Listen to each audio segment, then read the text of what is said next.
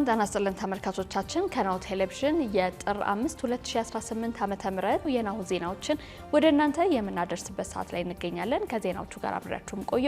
ረዲት ጌታቸው ነኝ። አብራችሁም ቆዩ። አርስተ ዜና ኢትዮጵያ የረጅም ጊዜ ስትራቴጂካዊ አጋሯ መሆኗን እስራኤል ገለጸች። እናት ፓርቲ ለፌዴራል ሰበር ሰሚ ችሎት የይግባኝ አቤቱታ ማቅረቡን አስታወቀ። ወደ ውጪ ስናልፍ የአሜሪካ ወታደሮች በኢራን ስለሚጠቀሟቸው የጦር መሳሪያዎች ገለጻ ተደርጎላቸዋል ተባለ።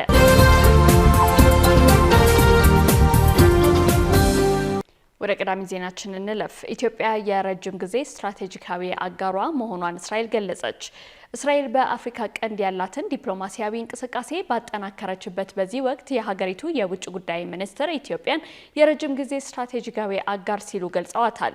የእስራኤል የውጭ ጉዳይ ሚኒስትር ጌዲዮን ሳር ከኢትዮጵያ የውጭ ጉዳይ ሚኒስትር ዴኤታ አምባሳደር ሀደራ አበራ ጋር በኢየሩሳሌም ተገናኝተው ከተወያዩ በኋላ ኢትዮጵያን የረጅም ጊዜ ስትራቴጂካዊ አጋር በማለት ገልጸዋታል። ሁለቱ ወገኖች የተወያዩት አራተኛው የኢትዮ እስራኤል የፖለቲካ ምክክር ከመካሄዱ በፊት የሁለትዮሽ ግንኙነታቸውን ይበልጥ ለማሳደግ በዝግጅት ላይ ባሉበት ወቅት ነው።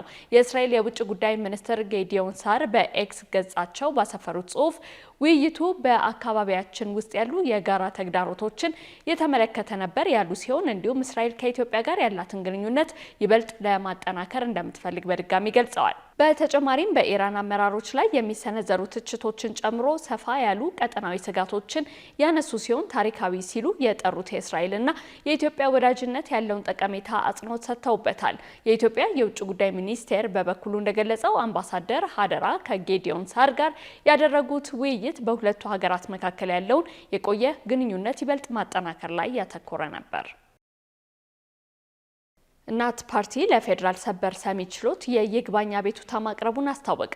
ፓርቲው በዛሬው ዕለት ጥር 5 ቀን 2018 ዓ.ም ባወጣው መግለጫ ነው ለፌዴራሉ ሰበር ሰሚ ችሎት የይግባኝ አቤቱታ ማቅረቡን ያስታወቀው። የአዲስ አበባ ከተማ አስተዳደር ሚያዝያ 3 ቀን 2015 ዓ.ም ጀምሮ ተግባራዊ ያደረገው የጣሪያና ግድግዳ ወይም የንብረት ገቢ ግብር ሕገ ወጥ ነው በማለት ፓርቲው ላለፉት 2 ዓመታት ተኩል ክስ መስርቶ ሲከራከር መቆየቱን አስታውሷል። ፓርቲው የተመሰረተውን ክስ ተከትሎ የፌዴራል ከፍተኛ ፍርድ ቤት ልደታ ምድብ አስተዳደር ችሎት ጥር 9 ቀን 2017 ዓ.ም ባስቻለው ችሎት መመሪያው ህገወጥ ነው፣ ተፈጻሚነት ሊኖረው አይገባም ሲል መመሪያው እንዲሻር በሙሉ ድምጽ መወሰኑን በተመሳሳይ ያወሳው ፓርቲው የከተማ አስተዳደሩ ይግባኝ ማለቱንም አስታውሷል። በዚህም የከተማ አስተዳደሩ ለፌዴራል ጠቅላይ ፍርድ ቤት 5ኛ ፍትሐ ብሔር ይግባኝ ሰሚ ችሎት ይግባኝ ጠይቆ ፍርድ ቤቱም ጥቅምት 7 ቀን 2018 ዓ.ም ባስቻለው ችሎት ፓርቲው ተከራይ እንጂ ቤትም ሆነ ቦታ የሌለው በመሆኑ ፓርቲው በዚህ ጉዳይ ላይ መብትም ሆነ ጥቅም የሌለው በመሆኑ ፓርቲው እንዲከራከር የወከለው አካል የሌለ በመሆኑ ክሱን የማቅረብና የመከራከር ስልጣን የለውም። የስር ፍርድ ቤትም ማከራከር አልነበረበትም። በመጀመሪያ ደረጃ መቃወሚያ መዝገቡን መዝጋት የነበረበት በማለት የስር ፍርድ ቤት ያሳለፈው ውሳኔ ተሽሯል በማለት ውሳኔ ማሳለፉ ይታወሳል። ፓርቲው ይህን ክስ ሲመሰርት የከተማ አስተዳደሩ በማን አለብኝነት ከህዝባችን እያንዳንዷን ሽርፍራፊ ሳንቲም ጭምር ለመንጠቅ በማሰብና ህዝብን ለመበዝበዝ ብቻ የተገበረው አዋጅ የህግ መሰረትና ድጋፍ እንደሌለው በሙሉ ልብ አምኖበት መሆኑን ጠቅሷል። ትናንት ጥር 4 ቀን 2018 ዓ.ም የፌዴራል ጠቅላይ ፍርድ ቤት ባሳለፈው ውሳኔ ላይ መሰረታዊ የህግ ስህተት መፈጸሙን በግልጽ በማሳየት ለሰበር ሰሚ ችሎት ይግባኝ መጠየቁንም አመልክቷል። መዝገቡም ለመጋቢት 14 ቀን 2018 ዓ.ም መቀጠሩን ፓርቲው አስታውቋል። ፌዴራል ፖሊስ ከ14 ቢሊዮን ብር በላይ የዋጋ ግምት ያላቸው የኮንትሮባንድ እቃዎች ከ729 ተጠርጣሪዎች ጋር በቁጥጥር ስር መዋላቸውን አስታወቀ። ከኢትዮጵያ ጉምሩክ ኮሚሽንና ከሌሎች ባለድርሻ አካላት ጋር በመቀናጀት ከ14 ቢሊዮን 51 ሚሊዮን 586 ሺህ ብር በላይ የዋጋ ግምት ያላቸው የገቢና ወጪ የኮንትሮባንድ እቃዎች ከ729 ተጠርጣሪዎች ጋር በቁጥጥር ስር መዋላቸውን የኢትዮጵያ ፌዴራል ፖሊስ ወንጀል መከላከል ጠቅላይ መምሪያ አዛዥ ምክትል ኮማንደር ጀነራል መላኩ ፋንታ ገልጸዋል። የኢትዮጵያ ፌዴራል ፖሊስ ወንጀል መከላከል ጠቅላይ መምሪያ አዛዥ ምክትል ኮሚሽነር ጀነራል መላኩ ፋንታ ገልጸዋል። ምክትል ኮሚሽነሩ ይህን የገለጹት በጠቅላይ መምሪያው በተካሄደው የ2018 በጀት ዓመት የ6 ወር ወር የስራ አፈጻጸም ግምገማ ላይ ነው። በዚህ ወቅት ህገወጥ የሰዎች ዝውውርን ለመከላከል በተሰራው ስራም ከ1600 በላይ አገር ጥለው ሊሄዱ የነበሩ ሰዎች ተይዘው ወደ ቀያቸው እንዲመለሱ የተደረገ መሆኑን የገለጹት ምክትል ኮሚሽነሩ በተጨማሪም 41 አስኮብላዮችን በቁጥጥር ስር ውለው ምርመራ እየተጣራባቸው እንደሚገኝ ተናግረዋል። አክለውም በአማራና ኦሮሚያ ክልሎች የሚንቀሳቀሱ የሽብር ቡድኖችን እኩይ ዓላማ በማክሸፍ በደቡብ፣ በጋምቤላ፣ በአፋርና በሶማሌ ክልሎች የተከሰቱ ግጭቶችን በመቆጣጠር ረገድ ጉልህ ድርሻ ተወጥተዋልም ብለዋል። እንዲሁም በሀገሪቱ በሁሉም አካባቢዎች ያሉ 625 ግዙፍ ተቋማትና ኢንዱስትሪዎች እንዲሁም ታላላቅ ሀገራዊ የልማት ፕሮጀክቶችን በመጠበቅ የኢትዮጵያ ፌዴራል ፖሊስ አመርቂ ውጤት ማስመዝገቡ በግምገማው ተነስቷል። የዞኑ አስተዳደር በህገ ወጥ ተግባር ላይ ተሳትፏል ያላቸውን 2 ግብረሰናይ ድርጅቶች አካባቢውን ለቀው እንዲወጡ አሳሰበ። በአማራ ብሔራዊ ክልላዊ መንግስት የወልቃይት ጠገዴ ሰቲት ሁመራ ዞን አስተዳደር በህገ ወጥ ተግባራት ተሳትፏል ያላቸው 2 ዓለም አቀፍ ግብረሰናይ ድርጅቶች ከስፍራው ለቀው እንዲወጡ ማሳሰቡ ታውቋል። ዞኑ ጥር 3 ቀን 2018 ባወጣው መግለጫ ለሰብአዊ ድጋፍ በአካባቢው የሚንቀሳቀሱትን ኢንተርናሽናል ሜዲካል ኮርፕስ ወይም አይኤምሲ እና ኖርዌይ ሬፊዩጅ ካውንስል ወይም ኤንአርሲ በተባሉ ዓለም አቀፍ ግብረሰናይ ድርጅቶች አካባቢውን ለቀው እንዲወጡ ትዕዛዝ ሰጥቷል።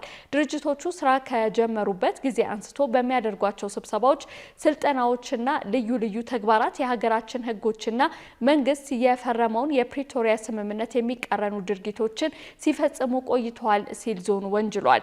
የዞኑ አስተዳደር ድርጅቶቹ ከተግባራቸው እንዲቆጠቡ በተደጋጋሚ ማሳሰቢያ ቢሰጣቸውም ድርጅቶቹ ህገወጥ ተግባራቸው በመቀጠል ከተቋቋሙለት ዓላማ ውጪ ወገንተኛ የሆነ የፖለቲካ አቋም በመያዝ ማህበረሰቡን እንደ አፈናቃይ አድርገው እንደሚገልጹት አመላክቷል። አካባቢውን የትግራይ ክልል አካል በማለት ይጠሩታል የሚለው የዞኑ መግለጫ ለአብነትም ድርጅቶቹ ቅጥር ለመፈጸምም ሆነ ሌሎች ይፋዊ ግንኙነትን በተመለከተ አካባቢውን ምዕራብ ትግራይ በሚል እንደሚጠሩትም ገልጿል። በመሆኑም የዞኑ አስተዳደር 2 ግብረሰናይ ድርጅቶች እነዚህና መሰል ህገወጥ ተግባራትን መፈጸማቸው በበቂ ሁኔታ በማረጋገጡና ይህ ህገወጥ እንቅስቃሴያቸውን እንዲያርሙ የተሰጣቸውን ምክረ ሀሳብ ለመቀበል ፈቃደኛ ባለመሆናቸው ዞኑን ለቀው እንዲወጡ በጥብቅ ማሳሰቡን አስታውቋል። ካሽጎ በየትኛውም ዓለም ሆነው በማንኛውም ሰዓት ለወገኑ የሚደርሱበት ፈጣን የገንዘብ መላኪያ ተከፈተሎ። ማስተርና ቪዛ ካርዶን በመጠቀም ከ5 እስከ 20 ዶላር የሚልኩበት አዲስ የገንዘብ መላኪያ መንገድ። ካሽጎን ለየት የሚያደርገው የትኛውም የገንዘብ ዝውውር በፍጥነት አገልግሎት ከመስጠቱም ባሻገር ለማንኛውም አገልግሎት ምንም አይነት ክፍያ አለመጠየቁ ነው።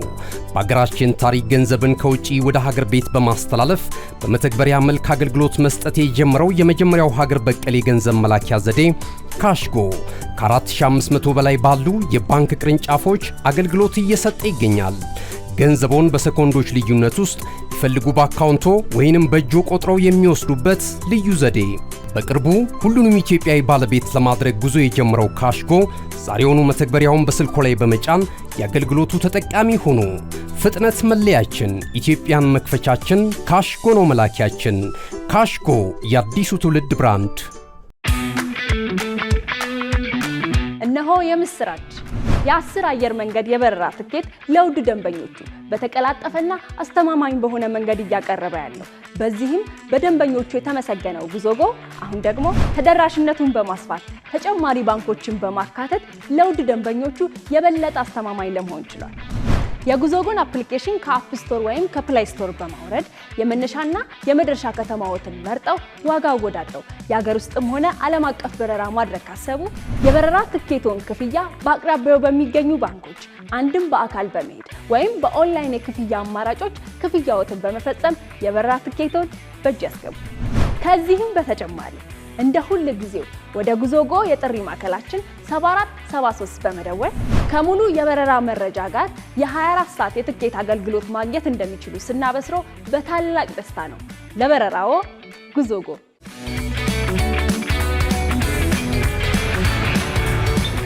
ተመልካቾቻችን ያላችሁት ናሁ ቴሌቪዥን ላይ ነው። አሁን ደግሞ ወደ ውጭ ዜናዎች እናልፋለን። ከ3 የጦርነት ዓመታት በኋላ የሱዳን መንግስት ወደ ካርቱም መመለሱን አስታወቀ። የሱዳን ጠቅላይ ሚኒስትር ካሚል ኢድሪስ በሱዳን ጦርነቱ ከተቀሰቀሰበት ከሚያዝያ 7 ቀን 2015 ዓ.ም ጊዜ አንስቶ ለመጀመሪያ ጊዜ የመንግስታቸው መቀመጫ ወደ ሆነችው ካርቱም መመለሱን ባወጡት መግለጫ አስታውቋል። ጠቅላይ ሚኒስትሩ መንግስታቸው ላለፉት 3 ዓመታት የሀገሪቱን ጉዳዮች ሲያከናውን የቆየው በምስራቃዊቷ ወደብ ከተማ ፖርት ሱዳን እንደነበር አስታውሰዋል። ጠቅላይ ሚኒስትሩ በሰሜን ካርቱም ባህሪ በተባለ ስፍራ ለተሰበሰበው ህዝብ ባደረጉት ንግግር መንግስት ወደ ሀገሪቱ ዋና ከተማ ተመልሷል ብለዋል።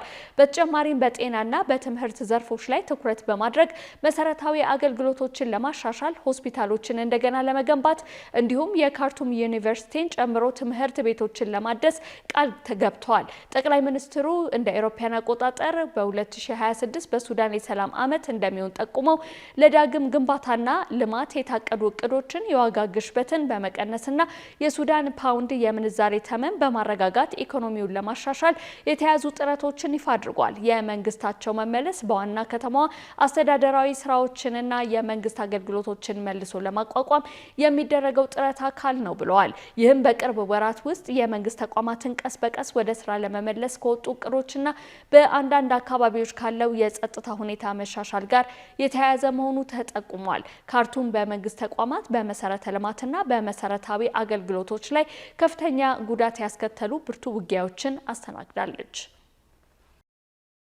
በመጨረሻ የአሜሪካ ወታደሮች በኢራን ስለሚጠቀሟቸው የጦር መሳሪያዎች ገለጻ ተደርጎላቸዋል ተባለ። ፕሬዚዳንት ዶናልድ ትራምፕ በኢራን ውስጥ ስለሚጠቀሟቸው በርካታ ስውር ወታደራዊ መሳሪያዎች ገለጻ ተሰጥቷቸዋል ሲሉ 2 የመከላከያ ዲፓርትመንት ባለስልጣናት ለቢቢሲ አስታውቀዋል። የረዥም ርቀት የሚሳኤል ጥቃት ለአሜሪካ ጣልቃ ገብነት አማራጭ ሆኖ ቢቆይም የፔንታጎን ባለስልጣናት የሳይበር ኦፕሬሽኖችንና የስነ ልቦና ዘመቻ ምላሾችን አቅርበዋል ነው ያሉት ባለስልጣናቱ። በመሆኑም የአሜሪካው ፕሬዝዳንት ዶናልድ ትራምፕ ከኢራን ጋር የንግድ ግንኙነት ካላቸው ሀገራት በሚመጡ ሸቀጦች ላይ የ25% ቀረጥ መጣላቸውን ሰኞ ዕለት ይፋ አድርገዋል። የመብት ተሟጋች ድርጅቶች በበኩላቸው በኢራን ለ3 ሳምንታት በዘለቀው ጸረ መንግስት ተቃውሞ ከ600 በላይ ተቃዋሚዎች መገደላቸውን አስታውቀዋል። የኢራን የውጭ ጉዳይ ሚኒስትር ቴህራን ከዋሽንግተን ጋር ለመነጋገር ክፍት መሆኗን ገልጸው ነገር ግን አሁንም ለሚቃጣብን ጥቃት ምላሽ ለመስጠት ሀገራቸው ዝግጁ ነች ብለዋል። የትራምፕ ብሔራዊ ደህንነት ቡድን ማክሰኞ ዕለት ለኢራን አማራጮች ለማቅረብ በዋይት ሀውስ ስብሰባ አድርገዋል ተብሏል። ነገር ግን በዚህ ስብሰባ ላይ ፕሬዚዳንት ዶናልድ ትራምፕ ይገኙ አይገኙም ግልጽ አልተደረገም ነው የተባለው። ፕሬዚዳንት ትራምፕ ቀደም ብለው እንደተናገሩት በኢራን ተጨማሪ መርመሪያዎችና ተቃዋሚዎች ከተገደሉ ወታደራዊ ኃይላቸው ጣልቃ ለመግባት በጠንካራ አቋም ላይ ናቸው ሲሉ በተደጋጋሚ ዝተዋል። ትራምፕ አክለውም የኢራን መሪዎች ለመደራደር ብለው ጠርተውታል ቢሉም አሜሪካ ከስብሰባ በፊት እርምጃ መውሰድ ይኖርባታል ሲሉ አክለዋል። ዱብ ዱብ ከአሸዋማው ሜዳ ላይ ባዶ እግር ከአሸዋ ይወዳጃል። እዚህ ስፍራ ከአልጋው ላይ ገደም፣ ከኳሱ ጋር ትግል፣ ከሽዋዥቤው ጋር ጩኸት፣ ጀልባ ይጎተታል። ቤተሰብ ታንኳ ይዞ ወደዛ ይከንፋል። እናቶች ይደመማሉ። የፈራው ይመለሳል። አንዳንዱ ለነፍሱ ሕይወት አድን ቦርሳ ያነግታል። የሕፃናቱ ዋና፣ የወጣቶቹ ትዕይንት፣ ድብርት ለሳቅ ቦታውን የሚለቅበት ስፍራ፣ የማታው ካምፋየር፣ የፍየሉ ጥብስስ፣ ጭፈራው ሲደራ ማዶ አሻግረው አማትሮ ቢያዩት የማይጨርሱት ሐይቅ፣ ዋኝቶ የማያቋርጡት፣ ለጀልባ ካፒቴን የማይፈልጉበት፣ እጅን በአፍ የሚያስጭን ልዩ ተፈጥሮ። ፀሐይ ስትወጣና ስትጠልቅ ከውሃ ጋር ተጣምራ የማያቋርጥ ትርኢት የምታሳይበት ውብ ስፍራ። ምሽት ከስር በእሳት ከላይ በጨረቃ ልዩ ትዝታን የሚጥል ከዛፍ መሃል ፀሐይ፣ የምሽት ጨረቃ፣ አዋፋትና አበባ፣ ሌላ ድምቀት፣ ሌላ ዓለም። ሰማይ እንደ እስስት መልኩን የሚቀያየርበት የላንጋኖ ሰማይ ብዙዎች በብዙ ያዜሙለት ያኔዎቹ ቀጠሯቸውን በላንጋኖ አድርገህ ግባ ሻሸመኔ ተባብለው ተቀጣጥረውበታል። የስፍራውን ብርቅ መሆን ሲገልጹ ላንጋኖ ሄጄ ብለው አዜመውለታል።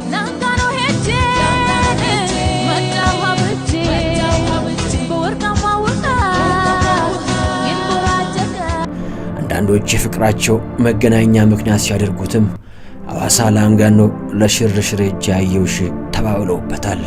ላንጋኖ ለሽርሽር እጅ አየውሽ የሲዳሞ ቆንጆ ነሽ። ይህ በወርቃማው የላንጋኖ ሐይቅ ላይ ተንጣልለው የነጩ ቤተ መንግሥት ውስጥ ትዕይንት ነው። ይህ ሁሉ ድራማ፣ ይህ ሁሉ ትዕይንት ከዚህ ብቻ ይፈጸማል። ይህ ሁሉ ማስታወሻ ከዚህ ብቻ ይሰነዳል። ሮዜታ ማሪና ቢች ሪዞርት። ተመልካቾቻችን ዜናዎቻችን እነዚህን ይመስሉ ነበር። ከዜናዎቹ ጋር አብራችሁ የቆየሁት ረዴት ጌታቸው ነኝ። ጤና ይስጥልኝ።